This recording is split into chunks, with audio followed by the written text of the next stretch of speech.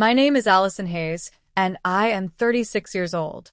To most people who know me casually, or more accurately, to those who think they know me, I am nothing special. I am the quiet middle child, the one who never quite measured up to my siblings' towering expectations, the girl who left home chasing some vague entrepreneurial dream that everyone thought would fizzle out within a year. At least, that's the version of me my family carries in their heads. And I have never corrected them. Even now, as I sit in the back of a taxi on my way to the airport, deliberately dressed down in faded jeans and a worn sweater, I can hear the voices of my brother James and my sister Stephanie echoing in memory. Allison always was the impractical one. James once told me with the tone of someone speaking a great truth. She was never meant to lead. Some people innovate, others follow. You should just accept your limitations. The words still sting, though I would never admit it to him. That was years ago, spoken during our last family Christmas together. What James didn't know, what none of them knew, was that only hours before, I had closed a deal that expanded my company's reach into Europe. The champagne celebration with my team had been exhilarating, but by the time I landed in Cedar Springs for the holiday, I was back to being the family disappointment. I remember stepping out into the cold night air, pretending to take a phone call so no one would see my tears. That night, in their eyes, I was still the one barely scraping by. And I let them believe it. Why? Because being underestimated has its advantages. In business, when people think you are weak, they let things slip, they reveal leverage, and they dismiss you right up until the moment you close the deal under their noses. In my family, their low expectations gave me a strange kind of freedom.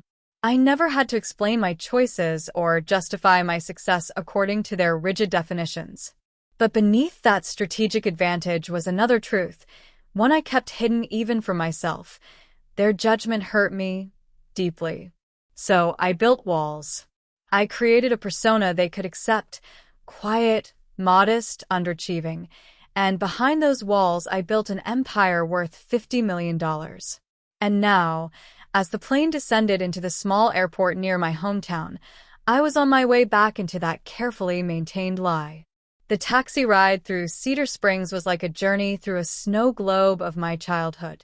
The hardware store my father swore by, the little ice cream shop where we celebrated straight-A report cards, the park where I first dreamed of creating something that would change how people use technology, all of it was frozen in time.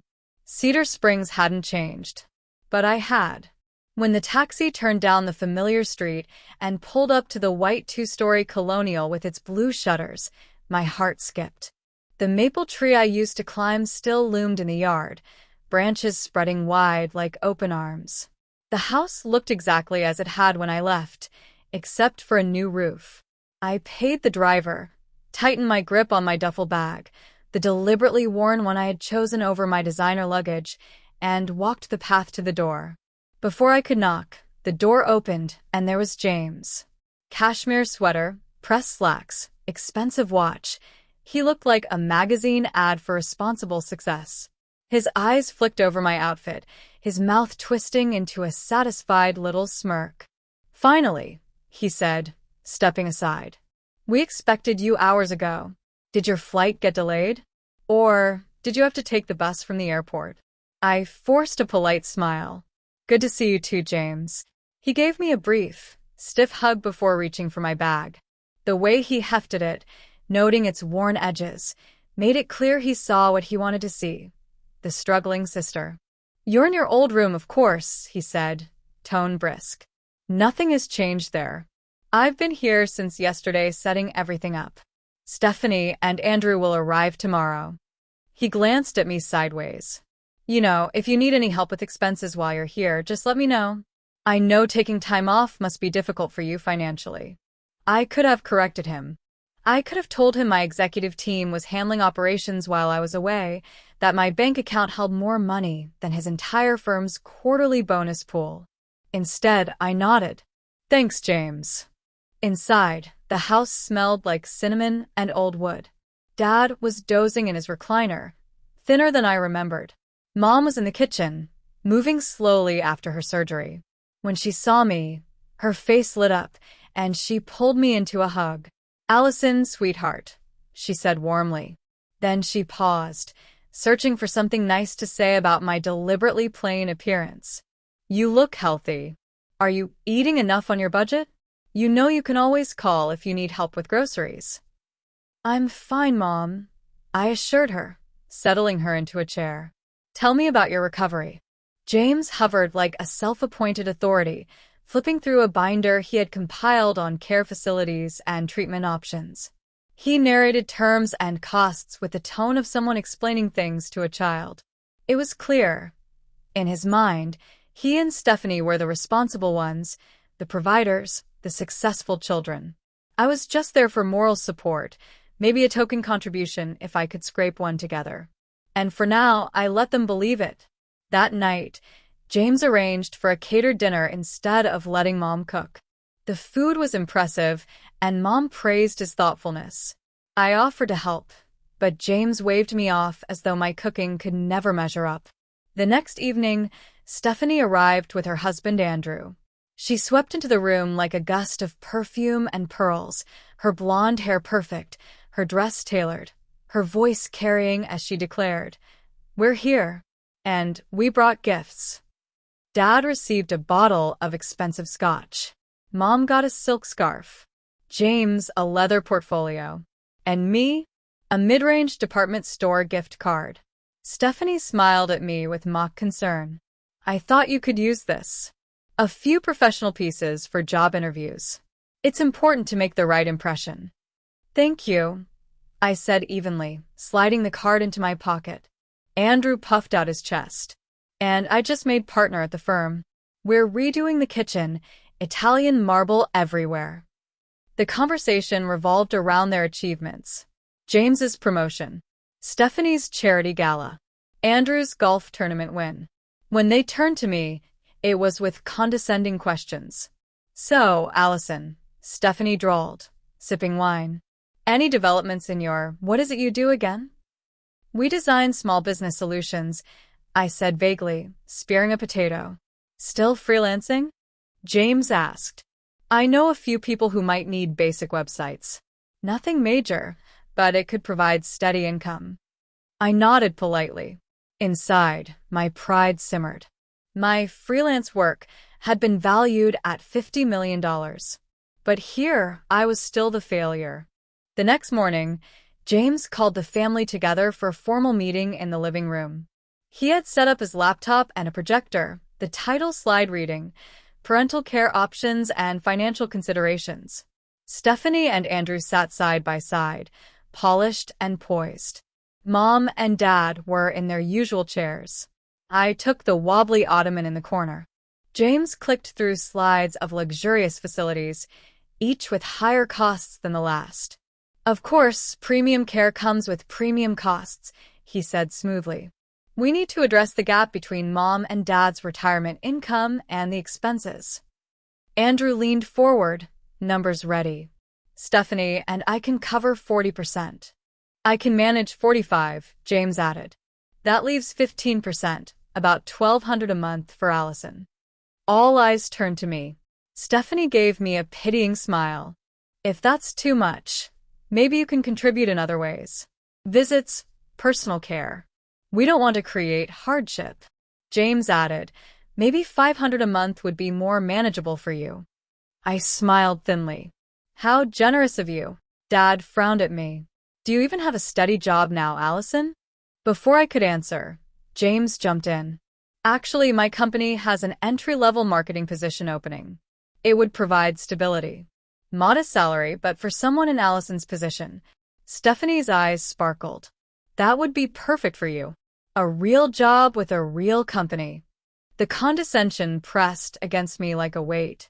They had no idea. And that was the moment I decided. Tomorrow, they would learn the truth. James clicked to the next slide, outlining projected costs, while Stephanie adjusted her pearl necklace and glanced at me with smug concern. Andrew leaned forward with his polished confidence, throwing in financial jargon as though to emphasize the gap between their success and my supposed instability. They thought they were being kind.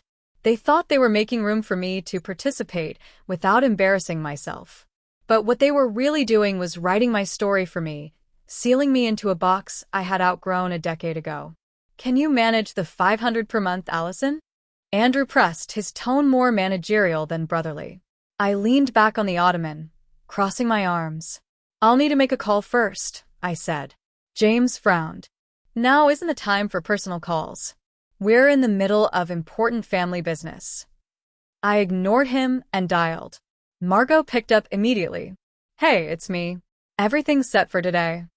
I paused, listening to her calm voice. Perfect. Go ahead with the arrival in 15 minutes. Yes, the front lawn will be fine. Thanks. When I hung up, the room was silent. My family's eyes were fixed on me, confused. Sorry about that, I said smoothly. Just confirming my transportation. Did you arrange another taxi? James asked, irritation edging his voice. Not exactly. The air outside was suddenly filled with a deep, rhythmic thrum. At first, they all ignored it, too focused on their spreadsheets and assumptions. But then the sound grew louder, vibrating through the walls, rattling the windows. Dad sat up straighter in his recliner. Mom's eyes widened. Stephanie glanced around in alarm. What is that? Andrew asked, standing to peer out the window. I smiled faintly, my heart pounding with the anticipation of 10 years' worth of swallowed pride. That would be my ride.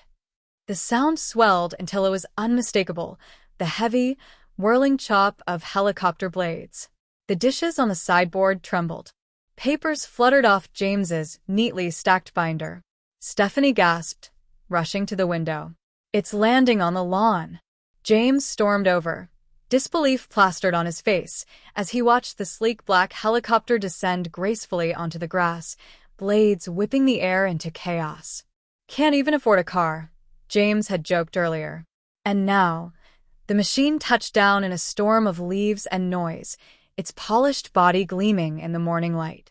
I stood, smoothing my sweater. My duffel bag sat at my feet, modest and battered, a relic of the lie I had carried into this house. But outside, waiting for me, was the truth. My ride's here, I said calmly. Mom clutched the arm of her chair, her mouth falling open. Allison. The front door burst open under the pressure of wind, and one of my pilots stepped in, headset still on, his uniform crisp. Miss Hayes? Everything is ready. For a moment, silence reigned. James's mouth opened, closed, then opened again.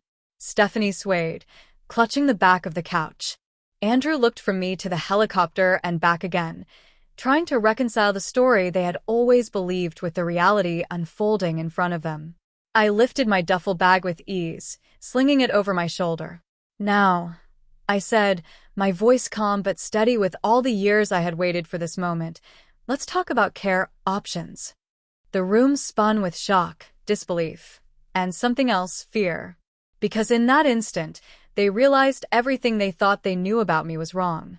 And Dad, who had been so quiet throughout the meeting, blinked back tears. His voice cracked as he whispered, I knew you'd make something of yourself, sweetheart. My chest tightened, the years of condescension and doubt dissolving in that one moment. Behind me, Stephanie gasped. Mom pressed a hand to her chest. And James? He could only stare. That was the day the walls I had built came down, not because I needed to prove anything, but because I was ready to stop hiding. The silence that followed my words stretched taut across the living room, punctuated only by the faint hum of James's projector. My siblings exchanged glances, their faces an intricate mixture of disbelief, irritation, and suspicion.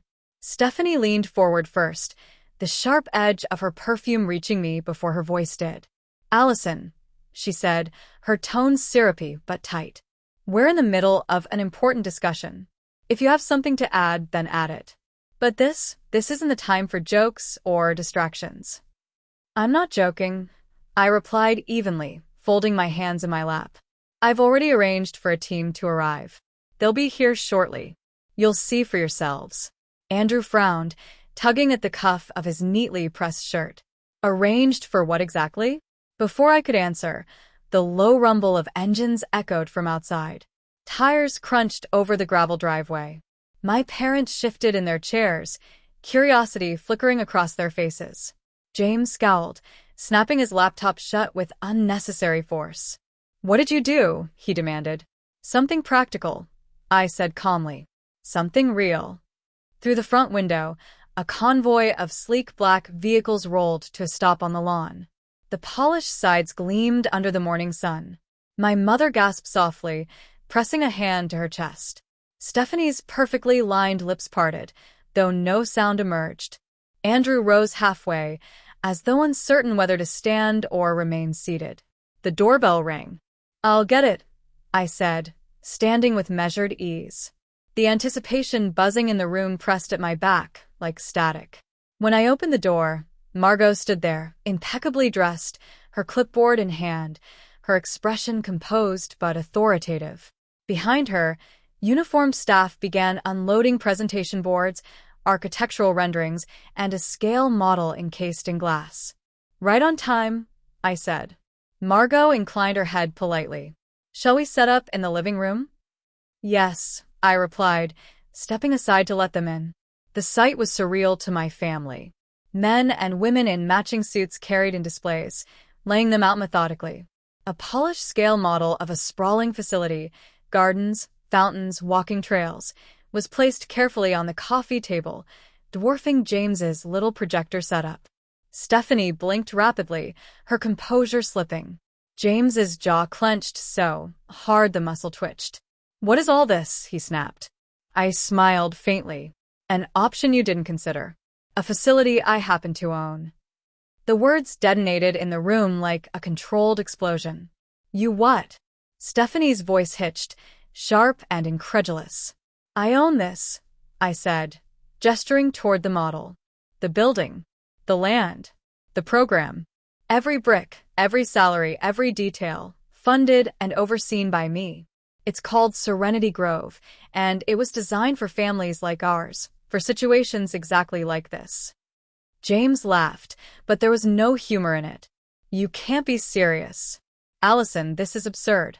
Do you have any idea how much something like this costs to build, let alone operate? You expect us to believe." Margot cleared her throat softly, drawing his glare. "Serenity Grove currently has a 92% occupancy rate and has been recognized by the state for excellence in senior care. The annual operating budget exceeds $40 million, all of which is fully funded." Stephanie's wine glass slipped from her hand and clattered onto the carpet, crimson spilling across the beige fibers. "$40 million, she whispered, almost to herself. Andrew stared at me, as though seeing me for the first time. "You own this," he repeated, quieter now, less certain. "Yes," I answered simply. "I started the project 5 years ago, after realizing how limited the options were for families who wanted more than just a place to warehouse their parents. Serenity Grove was built with dignity, community, and quality of life in mind. Everything James described in his presentation, we already provided. And more." My mother's eyes filled with tears. "Allison, why didn't you ever tell us?" I softened, kneeling beside her chair. "Because I needed to understand how you all saw me first. For years, you assumed I was struggling, failing, drifting. You never asked. You decided for me what my life was worth. Tonight, I wanted you to see the truth without me forcing it down your throats. I wanted you to feel it." James stood abruptly, pacing toward the window. His reflection in the glass looked pale, brittle. "This doesn't make sense. You never finished your degree. You never." "I built my own degree," I interrupted quietly. "Every contract, every investment, every partnership was my education. You measured me by diplomas and promotions. I measured myself by freedom, vision, and results." Stephanie finally found her voice again, brittle and cutting. "So what? You just sat there, letting us think you were some charity case while secretly hoarding millions? That's manipulative." "That's perspective," I corrected. "I wasn't hoarding anything. I was building something real. And now, that something stands ready to care for Mom and Dad in the best way possible. No more debates about who can afford what. No more assumptions about my limitations. The answer has been sitting in front of you all along. Silence again. Heavy. Tense. My father finally cleared his throat, his voice gravelly but strong. I don't care about the money, he said. I just care that my daughter, all of my children respect one another. And right now, it seems Allison is the only one who truly listened to what your mother and I want. Stephanie flushed crimson. James sank into his chair, his arrogance dissolving into something uncomfortably close to shame. Andrew looked down at his hands, silent. I rose slowly, meeting each of their gazes in turn. Tomorrow, I'll take you all on a tour of Serenity Grove. Then you can decide if it meets our parents' needs. But let's be clear, this isn't about proving myself to you anymore. It's about doing right by them. Margot closed her folder and gave a polite nod. We'll be ready whenever you are. The staff began packing up the displays. My siblings said nothing, their world tilting beneath the weight of a truth they had never even considered. And for the first time in years, I felt no need to defend myself. The next morning dawned with a hushed tension that hung over the house like low fog. My siblings avoided me at breakfast, their polite chatter directed only at each other and our parents. James shuffled through his phone as though it held answers he desperately needed. Stephanie dabbed at her lips with a linen napkin after every sip of coffee, her silence louder than any of her usual barbed comments. Andrew spoke only when asked a direct question, his words clipped, his mind elsewhere. My parents, however, seemed lighter. My mother hummed faintly as she buttered her toast, and my father smiled at me when our eyes met across the table. Something unspoken had shifted between us, a recognition, a validation long overdue. At precisely 10 o'clock, the convoy returned. The staff greeted us warmly, their professionalism in stark contrast to the stony faces of my siblings. We drove together, though the silence in the car was thick enough to suffocate. Stephanie scrolled her phone compulsively. James stared straight ahead, gripping the wheel too tightly. Andrew cleared his throat twice, but said nothing. When the gates of Serenity Grove opened before us, even their practiced composure faltered. The grounds stretched wide and green, lined with flowering trees that swayed gently in the late morning breeze. Walking paths curved gracefully through gardens dotted with fountains. Residents strolled arm in arm, some pushing strollers with visiting grandchildren, others chatting animatedly with staff who greeted them by name. This is yours," Andrew murmured, his voice cracking slightly. "Yes," I said simply. The car rolled to a stop outside the main building, a sweeping structure of glass and stone, sunlight pouring through its wide windows. The Serenity Grove logo gleamed proudly on the front, a design I had once sketched late at night on the back of a receipt, now a polished emblem of reality. Inside, the lobby smelled faintly of lavender and fresh wood polish. A pianist played softly in the corner, his music drifting like a gentle tide. My siblings looked around, their expressions caught between awe and disbelief. James ran a hand along the edge of the reception desk, as though touching it might prove it wasn't a mirage. Our guide, a cheerful director named Elise, welcomed us warmly. "We've prepared a tour for you today," she said, her eyes kind as she glanced at my parents. "We want you to feel at home here, because that's exactly what this place is meant to be." The tour began with the residential suites, sunlit rooms with large windows, each with private gardens or balconies. My mother's eyes widened as she stepped into a unit decorated in soft blues and creams. "It feels peaceful," she whispered, running her hand across the quilted bedspread. My father, more practical, opened the closet, tested the drawers, and inspected the bathroom. When he emerged, there was a softness in his eyes. "It doesn't feel like a facility," he said. "It feels like a home." Stephanie lingered behind, trailing her fingers across the marble countertop in the kitchenette. "This must cost a fortune," she muttered under her breath. "Less than you think," I replied. "Because I built it for value, not exploitation." Her head snapped toward me, but she said nothing. We continued through the dining hall, where chefs in crisp uniforms prepared meals to order. The air was fragrant with roasted vegetables and fresh herbs. Residents laughed together at round tables, their plates bright with color. Dad inhaled deeply. Better than hospital food, that's for sure. Mother chuckled softly, her arm linked through his. Elise led us next to the medical wing, bright, spotless, equipped with the latest technology. Specialists greeted us, explaining programs designed for memory care, physical therapy, and emotional well-being. One nurse knelt to show my father how their monitoring devices worked, her patience shining through every word. When we reached the community center, a choir rehearsal was in progress. Elderly voices lifted in harmony, tentative but beautiful. My mother's eyes brimmed with tears. "I used to sing," she whispered. "You still can," I said gently. "Here, you'll have time for everything you loved but had to set aside." Her hand squeezed mine tightly. Behind us, Stephanie shifted uncomfortably, her arms crossed. James kept asking logistical questions, staff-to-resident ratios, insurance coverage, emergency protocols. Andrew said little, though I noticed his gaze soften each time our parents smiled. By the time we returned to the lobby, my parents looked more at peace than I had seen them in years. My mother clutched my hand as though afraid to let go. My father straightened his back, his voice steadier. "This feels right," he said. "This feels like us." James cleared his throat, clearly itching to reassert control. "It's impressive," he admitted reluctantly, "but facilities like this don't run on good intentions alone. What about sustainability? Costs? Oversight?" I met his gaze evenly. Every financial angle has been accounted for. Serenity Grove is not just a facility, it's an investment I made years ago. It's fully funded, debt-free, and thriving. The residents here aren't just cared for, they're respected. That's why it's profitable without compromising quality. Stephanie scoffed, her arms tightening around her designer handbag. "Profitable? Are you saying you own this place?" "Yes," I answered simply. Silence descended, heavy and suffocating. My siblings' faces shifted in rapid succession: denial, disbelief, envy.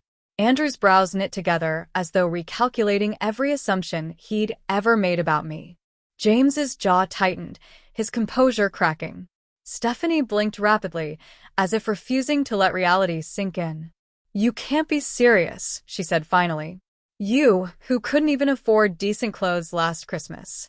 You own this entire estate."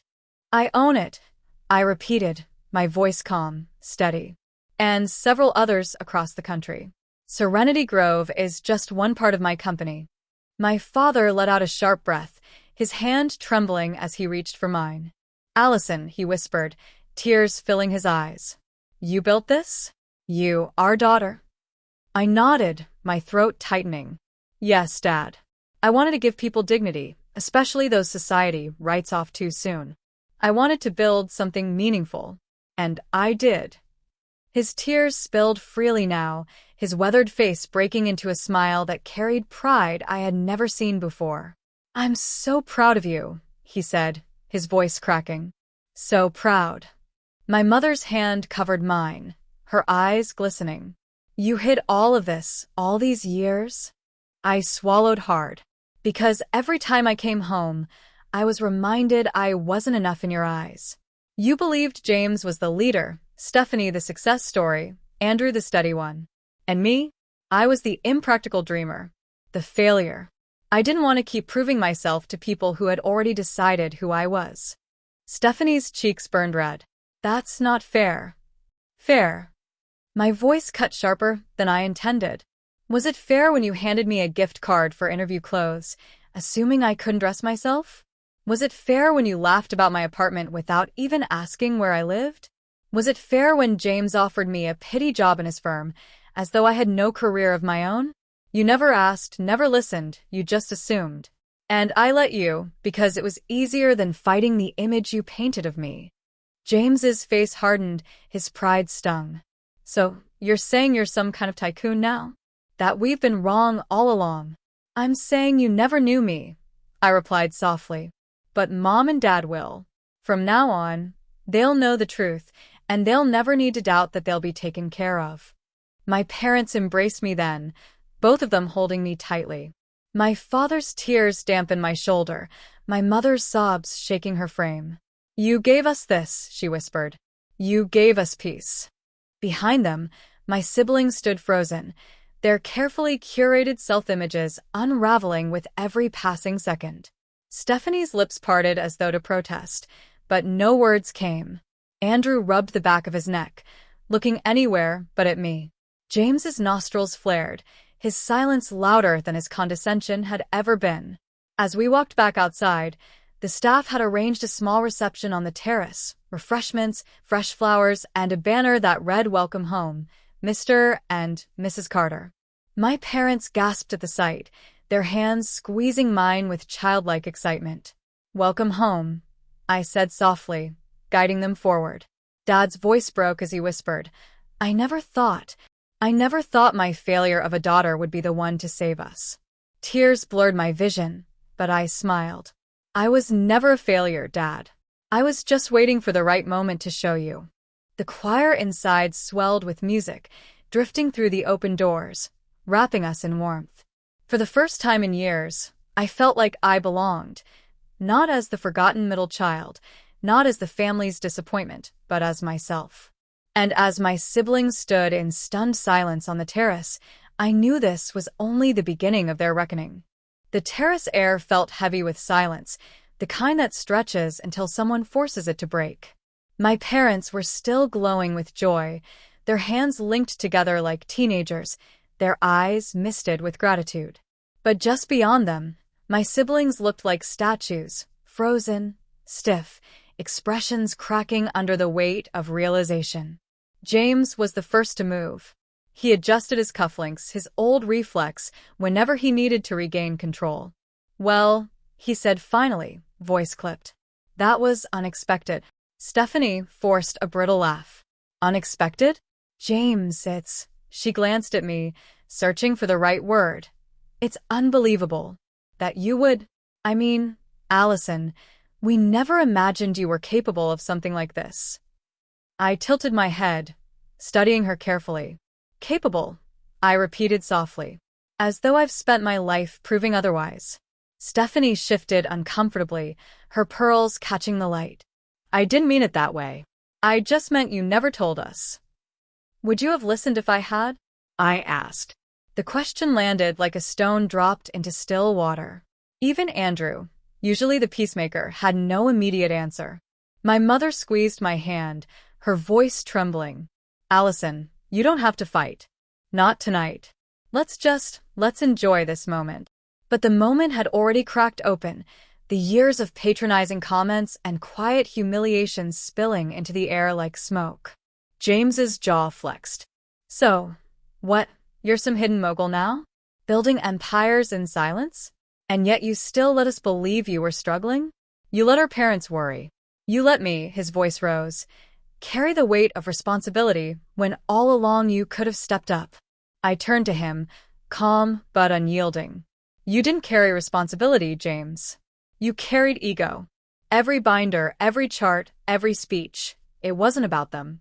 It was about proving you were the savior. You never asked what they wanted. You just assumed your way was best." His face reddened. "That's not true." "Isn't it?" I asked. "You built presentations. I built solutions. Which one do you think our parents need right now?" My father let out a low chuckle, weak but genuine. "She's right, son." James flinched as though struck. Stephanie tried again, her voice syrupy but shaky. "Allison, you can't blame us for making assumptions. You've always been so secretive. How are we supposed to know you weren't successful?" I looked at her evenly. "You didn't need to know. You just needed to respect me. And you never did." She bristled, color rising in her cheeks. "That's unfair." "It's the truth," I interrupted. "You handed me a gift card for interview clothes, Stephanie. Do you know how humiliating that was? Not because I couldn't afford my own wardrobe, but because you never once stopped to consider that maybe I didn't need your charity." Her mouth opened, then closed again. Andrew shifted beside her, suddenly fascinated by the floor tiles. "I wasn't trying to humiliate you," Stephanie whispered, but her voice wavered. Intent doesn't erase impact, I said. And impact is what I lived with every time I came home. The staff appeared quietly with refreshments, trays of fruit and pastries that smelled of butter and warmth. My parents accepted small plates gratefully, their eyes never leaving me. Pride radiated from them like sunlight, softening the ache in my chest. James broke the silence again, his voice sharper now. Fine. You've made your point. You're not a failure. Congratulations. But what now? Do you expect us to grovel? To apologize for not worshiping you? I inhaled slowly, steadying myself. No. I don't want worship. I just want truth. I want you to finally admit you never really knew me. And I want you to stop pretending your way is the only way to measure success. Stephanie muttered something under her breath, but it was Andrew who finally spoke, his voice quiet, uncertain. She's right, he said. We never gave her a chance. Both James and Stephanie turned to him, shocked. Andrew avoided their gaze, his fingers tapping nervously against his knee. We didn't. We laughed at her dreams. We dismissed her choices. And she built all of this while we were too busy patting ourselves on the back. Silence pressed down again, thicker this time. For once, James had no immediate rebuttal. Stephanie's lip trembled as she turned toward Andrew, her voice sharp but quivering. So, now you're taking her side? After all these years, after everything we've done to hold this family together, you're just going to what? Abandon us? Andrew shook his head. I'm not abandoning anyone. I'm just saying maybe we've been blind. Maybe Allison isn't the one who failed. Maybe we are. James scoffed, the sound brittle. Oh, please. Don't start romanticizing her secrecy. This isn't some fairy tale. She's been hiding behind smoke and mirrors, and now we're all supposed to bow down. I leaned forward, my tone soft but cutting. James, I don't want you to bow. I want you to look me in the eye and see me, not the caricature you've drawn for yourself. Can you do that? For a moment, his gaze faltered. He looked at me, then away, then back again, like the weight of honesty was almost too much to bear. My mother, still holding my hand, spoke gently. Your sister is asking for recognition, not surrender. Can't you hear that? James's lips pressed into a thin line. He didn't answer. Stephanie shifted, her hands wringing in her lap. Allison. I didn't realize how cruel it felt, the things I said. I thought I was helping. But you're right. I never asked what you needed. I just assumed. Her eyes glistened, the first crack in her polished armor. I studied her, then nodded once. Acknowledgement is a start. A long silence followed, broken only by the faint clinking of my father's teacup against its saucer. Finally, he spoke, his voice thin but steady. Allison, I always knew you were different. Not less, never less. Just different. And maybe I failed too, by not saying that enough. His words struck deeper than I expected. My throat tightened. Thank you, Dad, I whispered. James exhaled sharply, running a hand through his hair. So what now? You're the millionaire with the mansion, the helicopter, the foundation. Where does that leave the rest of us? Useless? I shook my head. It leaves us equal. You with your business. Stephanie with her causes. Andrew with his steady logic. Me with my work. Equal, if you're willing to see it that way. Stephanie blinked. Equal? Yes, I said firmly. Because money doesn't erase history. And history doesn't erase love. We can start again if you want to. The room held its breath. Then, unexpectedly, James let out a dry, humorless laugh. Equal. That's going to take time. I know, I said. And I'll wait. But I won't hide anymore. For the first time in years, my siblings didn't argue. They sat in the silence, letting the words settle, the weight of change pressing in from all sides. My mother dabbed at her eyes. My father squeezed my hand again. And for once, I felt seen.